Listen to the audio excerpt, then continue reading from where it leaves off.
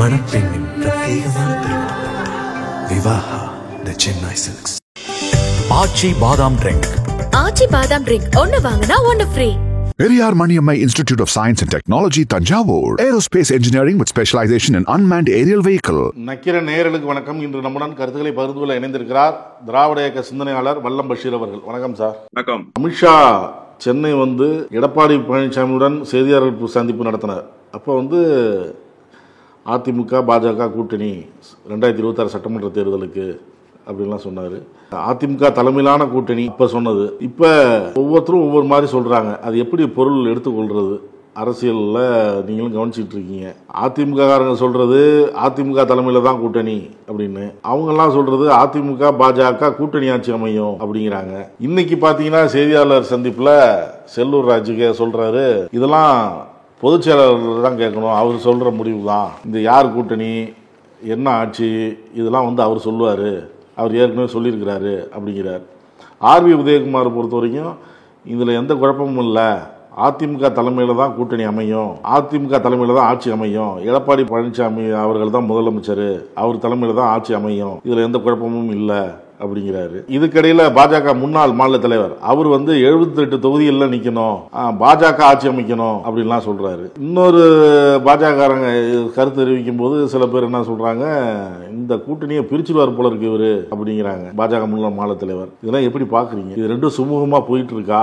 அமித்ஷா அண்மையில வந்தப்ப கூட்டணி கட்சிகளோடு இணைந்து செயல்படுங்க அப்படின்னு சொல்லிட்டு போயிருக்கிறார். கீழ்மட்டத்திலையும் கூட்டணி கட்சிகளோட இணைந்து செயல்படுங்கன்னு எடப்பாடி பழனிசாமியும் அதிமுக தலைமை அலுவலகத்தில் நிர்வாகிகள்கிட்ட அறிவுறுத்தி இருக்கிறார். ஆனா பேச்சு இந்த ரெண்டு விதமாக இருக்கிறது, கூட்டணி ஆட்சியா அதிமுக தலைமையிலையா அப்படின்னு. எடப்பாடி பழனிசாமியை வைத்துக் கொண்டு முதல் அறிவிப்பை அமித்ஷா வெளியிடுகிற போது தெல்ல தெளிவாக அமித்ஷா சொன்னார். எடப்பாடி பழனிசாமி பக்கத்துல இருந்தாரு.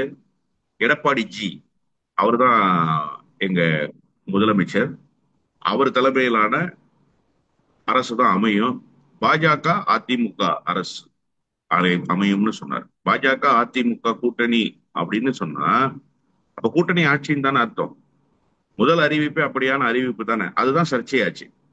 அப்ப அந்த சர்ச்சைக்கு விடை தேடுகிற போதுதான் பல கருத்தை சொன்னாங்க. அண்ணன் தம்பிதுரை ஒரு கருத்தை சொன்னாரு, அண்ணன் செல்லூர் ராஜு ஒரு கருத்து சொன்னாரு. இப்ப திரும்ப செல்லூர் ராஜு என்ன சொல்றாரு, பொதுச் செயலாளர் என்ன சொல்றாரோ அதுதான். இப்ப நான் அந்த வழிக்கே வந்துடுறேன். பொதுச் செயலாளர் என்ன சொல்றாரோ அதுதான். பொதுச் செயலாளர் தான் வாய் மூடி சம்மதம் தெரிவிச்சுட்டு வந்துட்டாரு. வேற ஏதாவது அப்ஜெக்ஷன் சொல்லியிருக்காரா பொதுச் செயலாளரு? இல்ல, அதிமுக தலைமையிலான அரசு, நாங்க மாநில சுயாட்சி பேசுகிற கட்சி, இல்ல மாநில சுயாட்சி பேசுகிற மாநிலத்தில் அமைய போகிற அரசு, கூட்டணிக்கு இங்க இடம் இல்ல, கூட்டணியில் அங்கம் வகிக்கலாம், அரசுல அங்கம் வகிக்க முடியாது, அப்படி ஏதாவது பேசியிருக்கீங்களா? இது வரைக்கும் நேரடியா அட்ரஸ் பண்ணிருக்கீங்களா இந்த இஷ்யூவை? இல்ல. அதிமுக தரப்புல இருந்து ஏதாவது பதில் இருக்கா? அதுவும் இல்ல. இப்ப 2வது மதுரை கூட்டத்துல அமித்ஷா கூட்டணி ஆட்சிங்கிறத ரொம்ப பலமா முன்வைக்கிறாரு. நீங்க நயினார் நாகேந்திரனுடைய குரலையும் இதுல ரொம்ப கவனமா உள்வாங்கிக்க வேண்டியிருக்கு. நயினார் நாகேந்திரன் என்ன சொல்றாரு, அதிமுக பாஜக கூட்டணி அரசு அமையும்னு தான் சொல்றாரு. அப்ப இவ்வளவு தெளிவா சொல்லிட்டதுக்கு பிறகு அதிமுக வாய் மூடிட்டு மௌனமா இருக்கிறது அப்படிங்கிறது அதை ஏற்றுக்கொண்டதாகத்தானே பொருள் கொள்ளப்படும். நீங்க டெல்லிக்கு போனீங்கல்ல, சட்டப்பேரவையில காலையில வந்துடுறேன்னு சக எம்எல்ஏக்கள்கிட்ட சொல்லிட்டு யாருக்குமே சொல்லாம அர்த்தராத்திரியில புறப்பட்டு விடிய காலம்புற பொழுது விடியறதுக்குள்ள போனீங்கல்ல, அப்ப பத்திரிகையாளர் சந்திப்புல ஒரு செய்தியை சொன்னார்ல எடப்பாடி பழனிசாமி, கட்டடம் கட்டியிருக்கிறத பாக்குறதுக்காக வந்தேன்னு சொல்லி. அப்ப ஏன் அவர் சொல்லலைன்னா, என்ன டேர்ம்ஸ் அண்ட் கண்டிஷன் அமித்ஷா சொல்ல போறாரு, அதை நம்ம எப்படி ஏற்க போறோம், அதன் பிறகு நம்ம எந்த முடிவா இருந்தாலும் அறிவிக்கலான்ற பயத்துலதான் அது வரைக்கும் நான் அமித்ஷாவை சந்திக்கத்தான் வந்திருக்கேங்கிறத அவர் சொல்லவே இல்லை. அப்போ போய் சந்திக்கும் போது பாஜக அதிமுக கூட்டணி ஆட்சி இதுதான் அடுத்த கட்ட நகர்வு, எங்களுக்கு இத்தனை இடங்களை கொடுக்கணும்னு பேச்சுவார்த்தைக்கு ஒத்துக்கிட்டு தான் டெல்லியில இருந்தே வந்தாரு எடப்பாடி பழனிசாமி. அதத்தான் அமித்ஷா டிக்ளேர் பண்றாரு. நீங்க யோசிச்சு பாருங்க, அதிமுகவுக்கு பொதுச் செயலாளர் ஜெயலலிதா, அவங்கள பக்கத்துல உட்கார வச்சுக்கிட்டு ஜெயலலிதாவை பேச விடாம அமித்ஷா மட்டுமே பேசி கூட்டணி அனௌன்ஸ்மெண்ட் கொடுத்துட்டு போயிட முடியுமா? அதிமுகங்கிற கட்சி அதை ஏற்றுமா? ஜெயலலிதா அதை பக்கத்துல உட்கார்ந்து அப்படியே ஆமோதித்து விட்டு விடை பெற்றுவாங்களா? முடியாதுல்ல. அப்ப எடப்பாடி பழனிசாமி எப்படி இந்த கட்சியை வச்சிருக்கிறாருங்கிறதுக்கு இது ஒரு உதாரணம். பாஜக ரொம்ப தெளிவா இருக்காங்க ஒரு விஷயத்துல, கூட்டணி ஆட்சி தான், கூட்டணி ஆட்சியை தவிர வேறு இல்லை. இல்ல இல்ல இந்த மாதிரி ஒரு குழப்பம் இருக்கு, இதை தெளிவுபடுத்தணும் அப்படிங்கிறதுக்காக தான் ஆர்பி உதயகுமார் ஒரு வீடியோ வெளியிட்டு இருக்கிறார். அதுல தெளிவா இன்னைக்கு சொல்லி இருக்கிறாரு, எடப்பாடி பழனிசாமி தலைமையில் மெகா கூட்டணி அமைக்கப்படும், அதிமுக வெற்றி பெற்ற பின்னர் அதிமுக ஆட்சி தான் அமையும், எடப்பாடி பழனிசாமி தான் முதலமைச்சர், இதுல எந்த குழப்பமும் இல்ல அப்படிங்கிறார். அமித்ஷாவும் அதுல குழப்பம் இல்லைன்னு தானே சொல்லியிருக்காரு. அமித்ஷாவினுடைய சென்னை வருகையில முதல் அறிவிப்பு என்ன சார்? எடப்பாடி பழனிசாமி தலைமையில் அரசு அமையும். அவரும் அதான் சொன்னாரு. அவரோட பேச்சை போய் நீங்க திரும்ப போட்டு கேளுங்க, அவரும் அதுதான் சொன்னாரு. எடப்பாடிஜி, அதனாலதான் நான் தொடக்கத்துல சொன்னேன், எடப்பாடிஜி தான் எங்க சீஃப் மினிஸ்டர், அதுல ஒண்ணும் மாறுபட்ட கருத்து இல்ல. அதிமுக தலைமையில் ஆட்சி அமையும் சார். அதிமுக தலைமையில தான் சார். இப்ப பீகார்ல இருக்கிற ஆட்சி பாஜக தலைமையிலான ஆட்சியா அல்லது நிதிஷ்குமார் தலைமையிலான ஆட்சியா? நீங்க சொல்லுங்க. நிதிஷ்குமார் தலைமையிலான ஆட்சி தானே. ஆனா அங்க ஆட்சி நடத்துறது நிதிஷ்குமாரா பிஜேபியா? இப்ப இதுதான் பிரச்சனை. இங்க நீங்க அதிமுக தலைமையிலான அரசு தான், யாரும் இல்லைன்னு சொல்லல. அததான் அமித்ஷாவும் சொல்றாரு, எடப்பாடி பழனிசாமி தலைமையிலான அரசு. ஆனா அரசை நடத்த போறது யாரு? கூட்டணியில அங்கம் வைக்க போறது யாரு? அதுதான் இங்க இருக்கிற பிரச்சனை. நீங்க வெளிப்படையா ஒரு விஷயத்தை அதிமுக டிக்ளேர் பண்ணுங்க. கூட்டணி என்பது ஆட்சி அதிகாரத்தை கொண்டு செலுத்துவதற்கு அல்ல, தனி பெரும்பான்மையுடன் வெற்றி பெற்று தனித்து அதிமுக ஆட்சி அமைக்க. இதுதான் மக்கள் கேட்கிறாங்க. அதிமுக தொண்டனும் இதைதான் கேட்கிறான். இதுக்கு நீங்க பதில் சொல்றீங்களா? இதுக்கு பதில் சொல்ல முடிஞ்சா சொல்லுங்க. ஏன் சுத்தி வளைக்கிறீங்க? நேரடியா பதில் சொல்வதற்கு என்ன தயக்கம்? அப்ப அமித்ஷா கிட்ட ஒத்துக்கொண்டு வந்ததுனால தானே உங்களால மறுத்து பேச முடியல. அமித்ஷா கிட்ட நீங்க ஒத்துக்கிட்டது அமித்ஷா நயினார் நாகேந்திரன் சொன்னதுனால தானே நயினார் நாகேந்திரன் பட்டவர்த்தனமா பத்திரிகையாளர் சந்திப்புல அறிவிக்கிறாரு, அதிமுக பாஜக கூட்டணி அரசு அமையும்ங்கிறார் சார். அவரு வேற மாற்று கருத்தே இல்லாத அளவுக்கு கணீர் என்ற குரலில் ஒலிக்கிறார். ஏன் அதிமுக தரப்புல அந்த குரல் இல்லைன்னு கேட்கிறேன். ஏன் நீங்க இன்னமும் மயில் தொகையால் மயில் இறகால் வருடி கொடுத்துக்கிட்டே இருக்கீங்களே அமித்ஷாவுக்கும் பாஜகவுக்கும்? ஏன் கட் அண்ட் ரைட்டா உங்களால பேச முடியல? அப்ப ஏற்கனவே ஒரு ஒப்பந்தத்தை நீங்கள் வாய் வழியாகவோ அல்லது கையெழுத்து போட்டோ கொடுத்து விட்டு வந்து விட்டீர்கள். கூட்டணி ஆட்சிதான் என்று சொல்லி விட்டீர்கள், ஏற்றுக்கொண்டு விட்டீர்கள். அதனால் உங்களால் மறுத்து பேச முடியல. பாஜக ஏறி அடிக்கிறாங்க. இதுதான் இங்க இருக்கிற பிரச்சனையே. இப்ப முதலமைச்சர் நயினார் நாகேந்திரன்ன்றது அல்ல, முதலமைச்சர் எடப்பாடி பழனிசாமி தான். ஆனா அரசு பாஜகவும் அங்கம் வகிக்கிற கூட்டணி அரசு. அதுதான் இங்க இருக்கிற சிக்கல். நிதிஷ்குமார் மாதிரி, ஏக்நாத் ஷிண்டே மாதிரி ஒரு முதலமைச்சராக எடப்பாடி பழனிசாமி தமிழ்நாட்டுக்கு வருவதற்கு பாஜக தயார் செய்து கொண்டிருக்கிறது களத்தை. இப்ப நீங்க ஏக்நாத் ஷிண்டேவும் நிதிஷ்குமாரும் என்ன நிலைமைக்கு இன்னைக்கு அரசியல் ஆளாயிருக்கிறாங்களோ அந்த நிலைமைக்கு எடப்பாடி பழனிசாமியும் ஆளாயிட்டாரு. இப்ப மெல்ல மெல்ல எப்படி ரெண்டு கட்சிகளை தின்று செறித்து, இப்ப பாருங்க ஏக்நாத் ஷிண்டேவுக்கு என்ன இடம்? ஏக்நாத் ஷிண்டே மகாராஷ்டிரா அரசியல்ல எத்தனாவது இடத்துல இருக்காரு? முதல்ல யாரா இருந்தாரு? முதலமைச்சரா இருந்தாரு. அந்த நிலைமையை உருவாக்குறதுக்கு இவங்க முயற்சிக்கிறாங்க. அதற்கு தெரிந்து கசாப் கடைக்காரனிடத்துல தலையை காட்டுவதை போல எடப்பாடி பழனிசாமி போய் அமித்ஷா கிட்ட தலையை காட்டுறாரு. நீங்க வெட்டிக்கங்க எஜமா, நல்லா வெட்டி கறி விருந்து போடுங்க எஜமான்னு சொல்லி தலையை காட்டுறாரு. அரசு என்பது எடப்பாடி பழனிசாமி தலைமையிலான அரசு தான். ஆனால் அரசில் அங்கம் வகிக்க போவது பாரதிய ஜனதா கட்சி என்பதுதான் ஒப்பந்தம். அதைத்தான் பாஜக பேசிக் கொண்டிருக்கிறது. இதுக்கிடையில பாஜக முன்னாள் மாநில தலைவர் அவர் 78 இடங்கள்ல போட்டிடணும் அப்படின்னு சொல்லிட்டு இருக்கிறதாகவும் செய்தி வெளியாகுது. 78 இடம்னு மட்டும் சொல்லல, இன்னொரு செய்தியும் சொல்றாரு பத்திரிகையாளர் சந்தி. பாஜக ஆட்சி அமையணும்னா கூட்டணி ஆட்சியா அல்லது அதிமுக தலைமையிலான ஆட்சியான்னு கேட்கும்போது என்ன பொறுத்த வரைக்கும் பாஜக ஆட்சி அமையணும்னு தான் நான் பேசுவேன். ஆனா தலைவர்கள் எல்லாம் ஏற்கனவே பேசி ஒரு முடிவு எடுத்துட்டதுனால சங்கடம் வந்துடக்கூடாதுங்கிறதுக்காக நான் தலைமைக்கு கட்டுப்பட்டு நான் அமைதியா இருக்கிறேன் அப்படின்னு சொல்றாரு. இப்ப இங்க இருக்கிற பிரச்சனையே இதுதான். நீங்க முதல்ல ஒரு கேள்வி கேட்டீங்க, கூட்டணி சுமூகமா போகுதா, எந்த சச்சரவும் இல்லாம இருக்கான்னு. கூட்டணி சுமூகமா போகுதான்றது ரெண்டாவது பட்சம். முதல்ல பாஜக சுமூகமா போகுதா? நயினார் நாகேந்திரன் தலைவரா அறிவிச்சாச்சு, முன்னாள் தலைவர் ரிட்டையர்ட் ஆயிட்டாரு. இடையில ஒரு ட்வீட் எல்லாம் பண்ணாரு, நான் ஆடு மாடுகளை மேய்த்து கொண்டு மகிழ்ச்சியாக இருக்கிறேன்னு சொல்லி. ஆனா அமித்ஷா முன்னாடி சீன் போடுறாரு. அமித்ஷா முன்னால் அவர் வருகிற போது ஒரு மிகப்பெரிய ஆரவாரம் இருப்பதை போல ஒரு சூழலை உருவாக்குறாரு. நயினார் நாகேந்திரன் பேசும்போது ஆரவாரம் இல்ல. யாரு சார் இன்னைக்கு தலைவர்? நயினார் நாகேந்திரனா முன்னாள் தலைவரா? அப்ப முன்னாள் தலைவருக்கு இருக்கிற வரவேற்பு நயினார் நாகேந்திரனுக்கு இல்லைன்னு அமித்ஷா முன்னாடி காட்டுறாரு.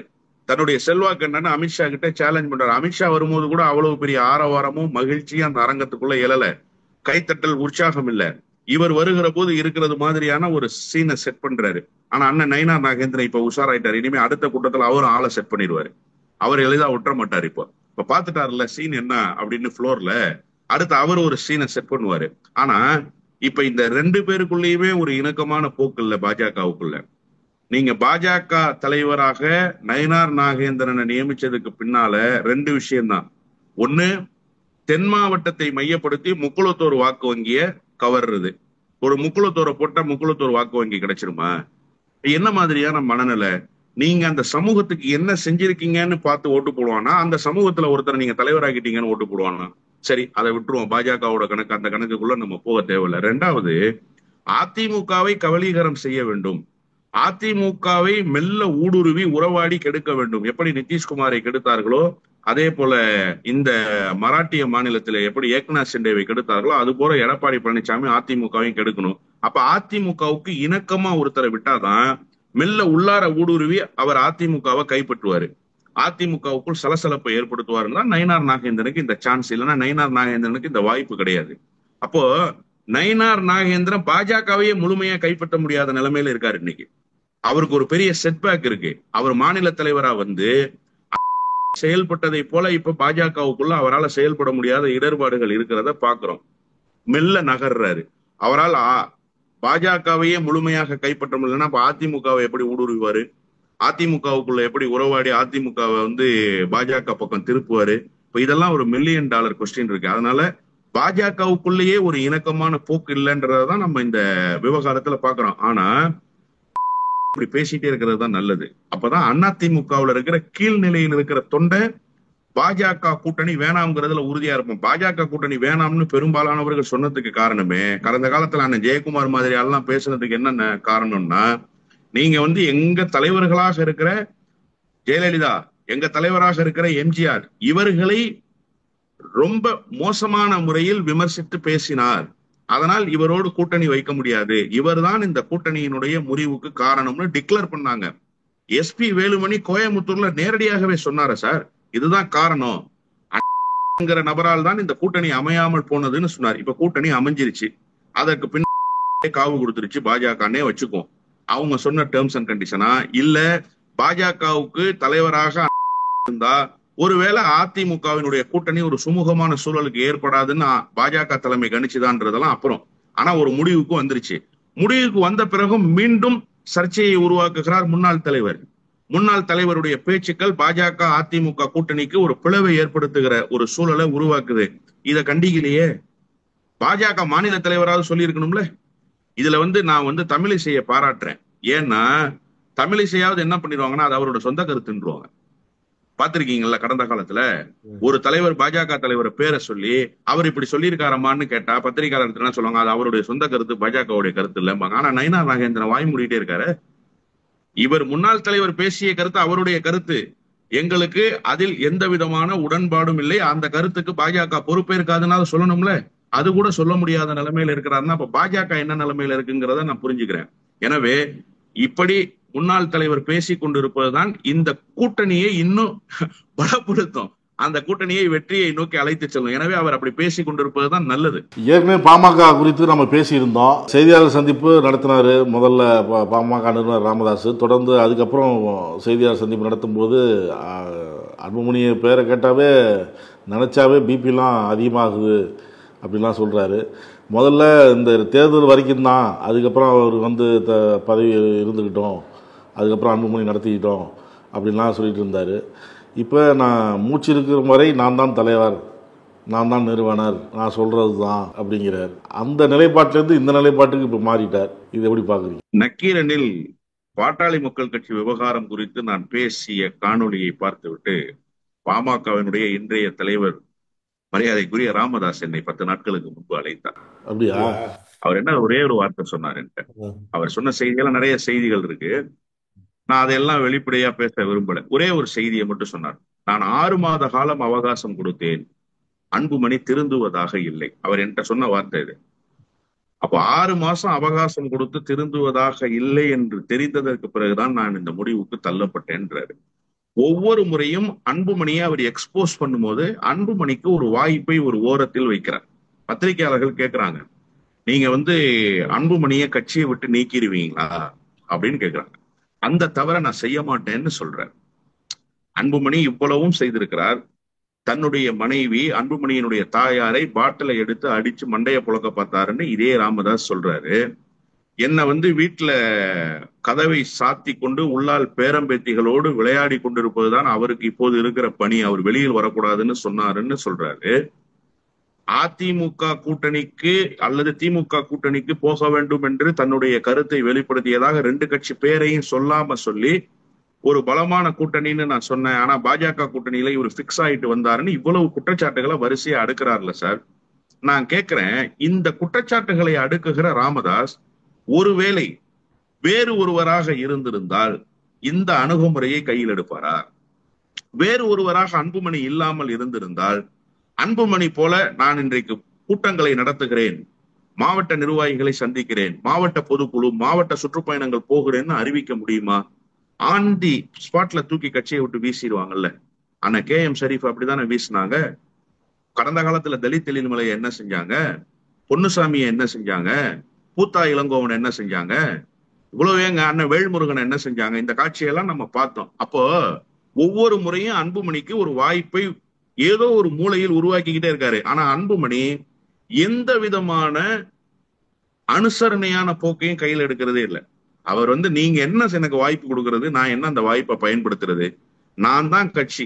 இந்த ஹிட்லர் சொன்னால ஐ எம் த மைட்டி ஸ்டேட்மா, அந்த மாதிரி நான் தான் பாட்டாளி மக்கள் கட்சி, நீங்க யாருன்னு கேட்கிறாரு. இப்ப இந்த சேலஞ்சு தான் என்ன வெறுப்பேத்துதுன்றாரு ராமதாஸ். பத்திரிகையாளர் சந்திப்பிலே அவர் சொல்றாரு, இவ்வளவும் ஆனதற்கு பிறகு நீயா நானா பாத்துருவோம்னு சொல்லிதான் நான் இந்த களத்துக்கு வந்தேன் சொன்னார்ல 2 நாளைக்கு முன்னாடி.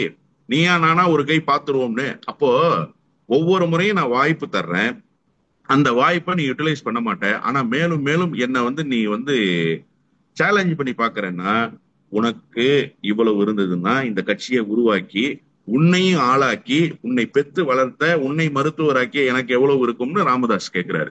அதான் இப்ப கடைசி கட்டம். ராமதாஸினுடைய குரல்ல மாற்றம் இருக்கு, நான் இல்லைன்னு சொல்ல மாட்டேன். ஆனா அந்த மாற்றத்துக்கு காரணம் அன்புமணி தான். அவர் என்ன நினைக்கிறாரு, அன்புமணி என்றைக்காக இருந்தாலும் இந்த கட்சியை வழிநடத்துவார். ஆனா இப்ப இந்த கட்சி சீர்கெட்டு போயிருக்கு, சிதலமடைந்து போயிருக்கு. அதை சரி செய்து மீண்டும் பழைய நிலைமைக்கு இந்த கட்சியை மீட்டுருவாக்கம் செய்யணும்னு நினைக்கிறாரு. ஒரு நிறுவனரா இந்த கட்சியை வார்ப்பித்தவர் என்கிற முறையில் அவருக்கு அந்த கவலை இருக்கு. ஆனா அட்லாஸ்ட் அன்புமணி தான் வருவாருன்னு நினைக்கிறாரு. இப்ப அன்புமணியினுடைய நடவடிக்கை மெல்ல மெல்ல எங்க கொண்டு போய் நிறுத்துதுன்னா, அன்புமணியே இந்த கட்சிக்கு தேவையில்லைங்கிற இடத்துக்கு கொண்டு போய் நிறுத்துது. அதனாலதான் அவர் நான் தேர்தலுக்கு பிறகு கட்சியை அன்புமணி கிட்ட ஒப்படைக்கிறேன்னு சொன்னவரு இப்போ என் வாழ்நாள் இருக்கிறவரை நான் தான் தலைவர்னாரு. நீங்க வேணா பாருங்க அடுத்து என்ன நடக்கும்னா, அந்த தவறை செய்ய மாட்டேன்னு ஒண்ணு சொன்னார்ல ராமதாஸ். எந்த தவற? அன்புமணியை கட்சியை விட்டு நீக்க மாட்டேன்னு சொன்னார்ல. இதே நிலைமை நீடித்தால் அன்புமணியை கட்சியை விட்டு நீக்குவார். ஏன்னா அன்புமணியினுடைய நடவடிக்கையால் கோபமடைந்து ஒவ்வொரு கட்டமாக மாறிக்கொண்டே வருகிறார். ஃபர்ஸ்ட் என்ன சொன்னாரு, செயல் தலைவரா இயங்கு, அதுதான் இதற்கு ஒரே வழி, தேர்தல் கூட்டணியை நான் முடிவு பண்றேன்னு சொன்னாரு. ஒரு முறையும் நான் சொன்னதை போல ஒரு வாய்ப்பை உருவாக்கிக்கிட்டே வந்தாரு. அந்த வாய்ப்பை எல்லாம் பயன்படுத்துவதற்கு தயாராக இல்லை. நீ யார் எனக்கு வாய்ப்பு தருவதற்கு என்கிற நிலைக்கு வந்தார் அன்புமணி. இப்போது அன்புமணியை தலைவராக்குவதற்கு நான் தயாரில்லை என்ற டிக்ளரேஷனோட வந்திருக்காருல. அடுத்து அன்புமணியை நீக்கிற அறிவிப்போடு வருவார். அதற்கு முன்பாக அன்புமணி தன்னை காப்பாற்றிக் கொள்வது நல்லது என்றுதான் நினைக்கிறேன். ஆனா மொத்தத்துல 2 பேரும் அடங்க போறது இல்ல. இவரும் அப்பா பேச்ச கேட்க போறது இல்ல, அவரும் நம்ம தானே பிள்ளையை இவ்வளவு நாள் ஆளாக்கணும், அந்த பிள்ளை தானே இவ்வளவு செய்யறான் அப்படிங்கிற அந்த மனநிலைக்கும் வரப்போவதில்லை. பாட்டாளி மக்கள் கட்சியினுடைய வாக்கு வங்கி சிதலமடைஞ்சுக்கிட்டே வருது. பாட்டாளி மக்கள் கட்சியினுடைய அந்த மார்க்கெட் ரேட் இருக்குல்ல, ஏன்னா அவங்க கட்சிக்கு மார்க்கெட் ரேட்டு தான். அதிமுக 300 கோடி பிக்ஸ் பண்ணா திமுக 200 கோடி பிக்ஸ் பண்ணுதா, எந்த கட்சிக்கு போறதுங்கிற முடிவு எடுப்பாரு ராமதாஸ். அங்க 7 சீட்டுனா இங்க 6 சீட்டா, எத்தனை சீட்டை வாங்குறதுன்ற முடிவுக்கு வருவார் ராமதாஸ். அப்படிதான் கட்சியை நடத்தி இருக்காரு. அதனால மார்க்கெட் ரேட் நாளுக்கு நாள் இறங்கிக்கிட்டே போகுது. அப்பா புள்ள சண்டையில மார்க்கெட்ல ரேட்டு கீழே விழுதுங்கிறத கவனிக்காமலே நகர்ந்து கொண்டிருக்கிறார்கள். இந்த தேர்தலில் பாட்டாளி மக்கள் கட்சிக்கு பெரிய முக்கியத்துவம் அரசியல் களத்தில் தமிழ்நாட்டில் இருக்காது என்பதுதான் யதார்த்தமான உண்மை. ராமதாஸ் முடிவுகளில் மாற்றம் தெரியுது, இவரும் விடாப்பிடியா இருக்கிறாரு அன்புமணியும் அப்படின்லாம் சொல்றீங்க. இப்ப நிர்வாகிகள் 2 பக்கமும் இருக்கிறாங்க. சில நிர்வாகிகளை ராமதாஸ் நீக்கிறார், புதுசாக நிர்வாகிகளை போடுறாரு. இவரும் இப்போ சுற்றுப்பயணம் எல்லாம் நடைப்பயணம் சுற்றுப்பயணம் எல்லாம் ஆரம்பிக்க போறேன், மாவட்ட பொதுக்குழு நடத்த போறேன் அப்படிலாம் சொல்றாரு. புதுசாக நிர்வாகிகள் போட்டவங்களும் நாங்களும் கூட்டம் நடத்த போறோம் அப்படின்லாம் சொல்றாங்க. அது ஒரு பக்கம். இப்ப இன்னைக்கு காலையில முன்னாள் அமைச்சர் CV சண்முகத்தை சந்திச்சு பாமகவில் இருக்கிறவங்க சிலர் அதிமுகவில் இணைச்சிக்கிட்டு இருக்காங்க. அதை எப்படி புரிஞ்சு கொள்றது? இப்ப இந்த மாதிரி பிரச்சனையில பயணிக்க முடியாது அப்படின்ட்டு போறாங்களா, இல்ல இந்த மாதிரி பிரச்சனையில அதிமுக மற்றும் சில கட்சிகள் அங்க இருக்கிறவங்கள தங்களது கட்சிக்கு இழுத்துக்கலாம் அப்படிங்கிற முயற்சி எடுத்து இந்த மாதிரி செயல்கள் நடக்குதா? எல்லா கட்சியும் அதை செய்யத்தானே சார் செய்வாங்க. குழம்பிய குட்டையில் மீன் பிடிப்பதுதானே இப்போது இருக்கிற அரசியல். அப்ப அதை எப்படி விடுவாங்க? அதுவும் CV சண்முகம் மாதிரியான ஆட்கள் பாட்டாளி மக்கள் கட்சியால நேரடியாக பாதிக்கப்பட்டவர்கள். இந்த வாய்ப்பை பயன்படுத்தாம விட்டுருவாங்களா? இந்த வாய்ப்பு பயன்படுத்தாம விட்டுருவாங்களா? நிச்சயமாக பயன்படுத்துவாங்க. ஆனா பாட்டாளி மக்கள் கட்சியில ஒரு பெரிய குழப்பமான மனநிலை இருக்குங்கிறத GK மணியினுடைய ஸ்டேட்மெண்ட்டே நீங்க சாட்சியா எடுத்துக்கலாம். என்ன சொன்னாரு? ஒன்று, எங்காவது நான் தலைமறைவாகிவிட வேண்டும், இல்லை என்று சொன்னால் 2 வழியை சொன்னாரு. அப்போ எந்த அளவுக்கு பாதிக்கப்பட்டிருக்கிறாங்க பாமக தொண்டர்கள்ங்கிறத GK மணியினுடைய குரல்ல இருந்து நாம புரிஞ்சுக்க முடியுது. ஐயாவா சின்னையாவா அப்படிங்கிற முடிவெடுக்க முடியாம ஒரு பெரிய தடுமாற்றம் இருக்கு. ஆனா இந்த கட்சி யாருகிட்ட இருக்குங்கிறது தான் ரொம்ப முக்கியம். இது அன்புமணி கையில இருக்கா, ராமதாஸ் கையில இருக்கா அப்படிங்கிற போட்டி இருக்குல்ல. அதுல அன்புமணி கையில இருக்கிறது மாதிரி ஒரு சினாரியோவை செட் பண்றாங்க மாவட்ட செயலாளர்கள், நிர்வாகிகள், அமைப்பாளர்கள், துணை அமைப்பாளர்கள்னு. ஆனா இவங்கெல்லாம் வெறும் நிர்வாகிகள் தான். கட்சிக்கு ஒரு 6% ஓட்டு இருக்குன்னு வச்சுக்கோங்க. அந்த 6% ஓட்டும் ராமதாசினுடைய ஓட்டு தான். வன்னிய மக்களினுடைய வாக்கு ராமதாசுக்கு தானே தவிர அன்புமணிக்கு கிடையாது. ராமதாசுக்கு தானே தவிர பாட்டாளி மக்கள் கட்சிக்கு கிடையாது. அதனால இதுல பெரிய பாதிப்பு கட்சியினுடைய நிர்வாகிகளுக்கும் தொண்டர்களுக்கும் ஏற்பட்டிருக்கு. அதனுடைய விளைவு தான் இப்ப அதிமுக மாதிரியான கட்சிகள்ல போய் ஐக்கியமாகிறது. இது இன்னும் நீடிச்சுச்சுன்னா தினந்தோறும் ஒரு கட்சியில போய் ஐக்கியமாவாங்க, தினந்தோறும் ஒரு கட்சிக்கு போவாங்க. அதை தடுக்கவே முடியாது. மெல்ல மெல்ல பாமக கரைந்து போகும். பாமகவுக்கு ஒரு முக்கியமான தலையாய கடமை இருக்கு. திமுக ஆட்சியின் அவலங்களை மக்களிடம் எடுத்து சொல்லணும். அதுக்காக நாங்க உரிமை மீட்பு பயணம் மேற்கொள்ள இருக்கிறோம் அப்படிங்கிறாரு அன்புமணி ராமதாஸ். நேற்று ஒரு அறிக்கை வெளியிட்டு இருக்கிறார். இப்ப நீங்க பாமகவை மீட்கிறதுக்கு முயற்சி செய்யாம தமிழ்நாட்டை மீட்கிறதுக்கான முயற்சியில ஈடுபட்டு இருக்கீங்க. மகிழ்ச்சி. உங்களுடைய பொது தொண்டு மென்மேலும் வளர்ந்து இந்த நாட்டுக்கு நீங்கள் சேவையாற்றிட வேண்டும் என்று வாழ்த்துகிறோம் தமிழ்நாட்டிலிருந்து. ஆனா நீங்க முதல்ல கட்சியை காப்பாத்துங்க. உங்க அப்பாவா நீங்களா அப்படிங்கிற முடிவுக்கு வாங்க சார். இதெல்லாம் மக்கள் எதுவுமே தெரியாது, நாம சொல்றதெல்லாம் நம்புவாங்கன்னு பைத்தியகாரத்தனமா ஒரு அறிவிப்பை வெளியிட்டுட்டு ஒரு பயணம் புறப்படுறது இருக்குல்ல, இது அன்புமணி மாதிரியான அதிமேதாவிகளுக்கு தான் சாத்தியப்படும். கல யதார்த்தத்தை உணர்ந்தவன் இப்படி பேச மாட்டான். நீங்க இவ்வளவு பெரிய பட்டியல் போட்டிருக்கீங்க. இவ்வளவு பெரிய பட்டியல் இந்த நாட்டு மக்களிடத்துல ஏதாவது ஒரு தாக்கத்தை ஏற்படுத்தியிருக்குன்னு நினைக்கிறீங்களா? நீங்க என்னென்னவோலாம் சொல்றீங்க. இந்த நாட்டை இப்போது திமுகவிடமிருந்து காப்பது ஒன்றுதான் தலையாய பணிங்கிறீங்க. இந்த கட்சியை உங்களிடமிருந்து காப்பதுதான் தலையாய பணின்னு உங்க அப்பா சொல்றாரு.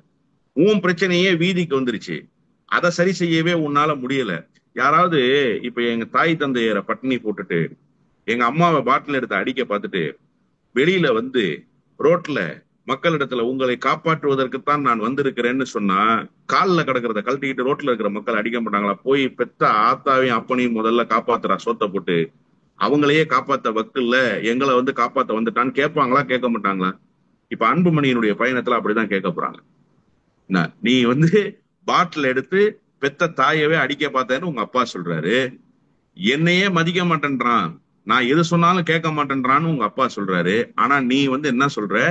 திமுக ஆட்சி கொடுங்கோல் ஆட்சியாக இருக்கு, அந்த ஆட்சியிலிருந்து மக்களை காப்பாற்றணும்னா சார் கட்சி நான் தான் நிரூபிக்கிறதுக்கு இந்த பயணத்தை புறப்படுறாரு அன்புமணி. அதை டிக்ளேர் பண்ணிட்டு புறப்படுங்க. அந்த நேர்மை கூட உங்கள்கிட்ட இல்ல. ராமதாஸ் சேலஞ்ச் பண்றாருல, ஏன் உங்களால சேலஞ்ச் பண்ண முடியல? நீங்க சேலஞ்ச் பண்ண அவுட் ஆயிருவீங்கன்னு தெரியும். இந்த பயணம் குறிப்பிட்ட வட மாவட்டத்தில் போகிற பயணம். ராணிப்பேட்டை, வேலூர், திருப்பத்தூர், அரக்கோணம், இப்படி இந்த பகுதிகளையா மையப்படுத்தி போறாரு. அப்ப எதுக்காக போறாருன்னா கீழ்நிலையில போய் கண்ணீர் வடித்து நான் இந்த கட்சியை காப்பாற்றணும்னு நினைக்கிறேன், எங்க அப்பா இதை தடுக்க பாக்குறாருன்னு சொல்லி அவர் பஞ்சாயத்தை பேசுறதுக்காக புறப்படுறாரு. ஆனா பேர் என்ன? திமுக ஆட்சியிலிருந்து மக்களுக்கு நல்லா தெரியும் நீ என்ன காரணத்துக்காக பயணத்துக்கு புறப்படுறேன்னு.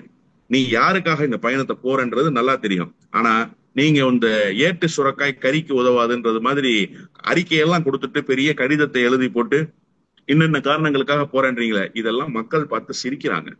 மக்களுக்கு நல்லா தெரிஞ்சிருக்கு உங்களுடைய நிலைமை என்னன்னு சொல்லி. அன்புமணி ராமதாஸ் கொஞ்சம் கூட அரசியலில் பக்குவப்படவில்லை என்பதற்கு இந்த பயணத்துக்கு அவர் சொல்லி இருக்கிற காரணங்களே சாட்சி என்றுதான் நான் புரிந்து கொள்கிறேன். பொறுத்திருந்து பார்ப்போம் ராமதாஸ் அடுத்தடுத்து என்ன நடவடிக்கைகள் எடுக்கிறார் அப்படிங்கிறத. ஏன்னா நிர்வாகிகள்லாம் நீக்கிட்டு புதிய நிர்வாகிகள் நியமிக்கிறாரு. மேலும் புதிய நிர்வாகிகள் பொருத்தமான நிர்வாகிகளை அறிவிப்பேன் அப்படின்லாம் சொல்றாரு. பொறுத்திருந்து பார்ப்போம். கருத்துக்களை பகிர்ந்து கொண்டதற்கு நன்றி சார். நன்றி. நக்கீரன் டிவிக்கு சப்ஸ்கிரைப் செய்யுங்கள். உங்கள் ஆதரவே எங்கள் பலம். ஆசிரியர்களுக்கு நண்பனாகவும் மாணவர்களுக்கு ஆசானாகவும் திகழும் தேர்வு வழிகாட்டி. ஒவ்வொரு பாடத்திற்கும் அனுபவமிக்க ஆசிரியர்களின் துல்லியமான தெளிவான விடைகள். CNC இருக்கு, தேர்வு பயம் எதற்கு? இது தீரன் பப்ளிஷிங் ஹவுஸ் விற்பனை வெளியீடு.